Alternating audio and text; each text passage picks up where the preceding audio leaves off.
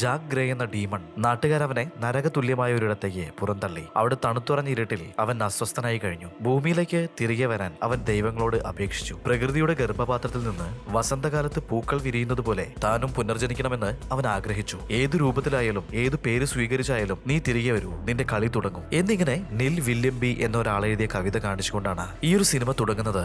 ഇവിടുന്ന് കട്ട് ചെയ്തിട്ടുണ്ടെങ്കിൽ ഭയങ്കര ഡിഫറെന്റ് ആയിട്ടുള്ള ഒരു ഹാർട്ട് ബീറ്റ് അത് നിങ്ങൾക്ക് കേൾക്കാനായിട്ട് സാധിക്കും. എന്നാൽ എന്തിന്റെ ഹാർട്ട് ബീറ്റ് ആണെന്നുള്ളത് കാണിക്കുന്നില്ല. ഇവിടുന്ന് കട്ട് ചെയ്തിട്ട് കഥയിലേക്ക് പോവാണ്. ഏക്കർ കണക്കിന് വരുന്ന സ്ഥലത്തിന് നടുവിലായിട്ട് ഒരേ ഒരു വീട്. ഹീറോയിൻ അവളുടെ മകനെ ഉറക്കാൻ ശ്രമിച്ചുകൊണ്ടിരിക്കുകയാണ്. എന്നാൽ അവൻ എന്തോ തരത്തിലുള്ള ഒരു പ്രത്യേക ശബ്ദം കേൾക്കുന്നുണ്ട്. ഒരു വിസിൽ ശബ്ദം കേൾക്കുന്നുണ്ടെന്ന് ഇങ്ങനെ റിപ്പീറ്റ് ആയിട്ട് പറഞ്ഞുകൊണ്ടിരിക്കുകയാണ്. ആരുടെ വിസിൽ ശബ്ദമാണെന്ന് ചോദിക്കുകയാണെന്നുണ്ടെങ്കിൽ അതൊരു ആത്മാവിന്റെ എന്നാണ് അവൻ പറഞ്ഞുകൊണ്ടിരിക്കുന്നത്. അത് എന്നെ വിളിച്ചുകൊണ്ടിരിക്കുകയെന്ന് അവനിപ്പോ ഉറക്കത്തിലും പറഞ്ഞുകൊണ്ടിരിക്കുന്നുണ്ട്. ഹീറോയിൻ ഇപ്പോ അവന്റെ മേത്ത് തട്ടിയിട്ട് നല്ലപോലെ ഉറങ്ങിക്കോ എന്നൊക്കെ പറഞ്ഞിട്ട് ഒരു വിധത്തില് അവനെ ഉറക്കുകയാണ്. അടുത്ത ദിവസം ഇവരുടെ ഗ്രാമത്തില് ഒരു ഫെസ്റ്റിവൽ നടക്കുകയാണ്. നാട്ടിലുണ്ടായിരുന്ന ആളുകൾ മുഴുവനും അവിടേക്ക് എത്തിയിട്ടുണ്ട്. കുട്ടികളെല്ലാരും കൂടിയിട്ട് ഒരു ഭാഗത്ത് നിന്ന് കളിച്ചുകൊണ്ടിരിക്കുകയാണ്.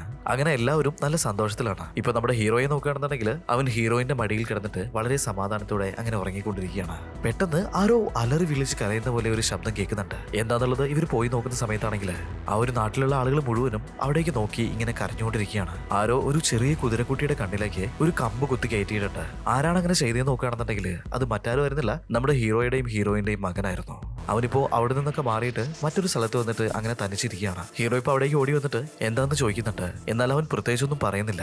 ഇവന് ആസ്മയുടെ പ്രശ്നം ഇടയ്ക്കിടയ്ക്ക് വരാറുണ്ട്. കാറില് ഇവനെയും കൂട്ടിയിട്ട് അവർ വീട്ടിലേക്ക് പോകുന്ന സമയത്ത് വരെ അവൻ ആ ഒരു ആസ്മയുടെ മരുന്നടിക്കുന്നതായിട്ട് നമുക്ക് കാണാം. ഇപ്പൊ ഹോസ്പിറ്റലിലേക്ക് വിളിച്ചിട്ട് ഇവരുടെ മകനെ അവിടെ കാണിക്കാൻ പോവാണ്. കാരണം ഇവൻ എന്തോ മിസ്റ്റീരിയസ് ആയിട്ടുള്ള രീതിയിലൊക്കെ പെരുമാറുന്നുണ്ട്. അപ്പൊ അവനൊരു കൗൺസിലിംഗ് കൊടുക്കാൻ വേണ്ടിയിട്ടാണ് ഇങ്ങനെ ചെയ്യുന്നത്. അവൻ എപ്പോഴാണ് ഈ ഒരു ആസ്മ അറ്റാക്ക് ഉണ്ടാവുന്നത്, അങ്ങനെയുള്ള കാര്യങ്ങളൊന്നും ആർക്കും തന്നെ പ്രെഡിക്ട് ചെയ്യാനായിട്ട് സാധിക്കില്ല. അതുകൊണ്ട് തന്നെ ഹീറോയും ഹീറോയിനും ഇവന്റെ കാര്യത്തിൽ വളരെ ശ്രദ്ധിക്കുന്നുണ്ടായിരുന്നു. ഹീറോയ്ക്ക് അവന്റെ മകനെ ഒരുപാട് ഇഷ്ടമായിരുന്നു. അവന്റെ അടുത്ത് തനിച്ചു വന്നിരുന്നിട്ട് എന്താ സംഭവിച്ചതെന്നൊക്കെ ചോദിക്കുന്നുണ്ട്. എന്നാൽ അതിനവൻ പ്രത്യേകിച്ചൊന്നും മറുപടി പറയുന്നില്ല. അതുകൊണ്ട് തന്നെ രണ്ടുപേരും കൂടിയിട്ട് ഇപ്പോ കുട്ടിയെ ഡോക്ടറിന്റെ അടുത്ത് തനിച്ചു വിട്ടിട്ട് പുറത്ത് നിൽക്കുകയാണ്. അവന് മാത്രമായിട്ട് ആ ഒരു കൗൺസിലിംഗ് സെക്ഷൻ അങ്ങനെ നടക്കുന്നുണ്ട്. അതിനുശേഷം ഇവരെ രണ്ടുപേരെയും ആ ഒരു ഡോക്ടറെ വിളിച്ചിട്ട് അവർക്കും കൗൺസിലിംഗ് കൊടുക്കുകയാണ്.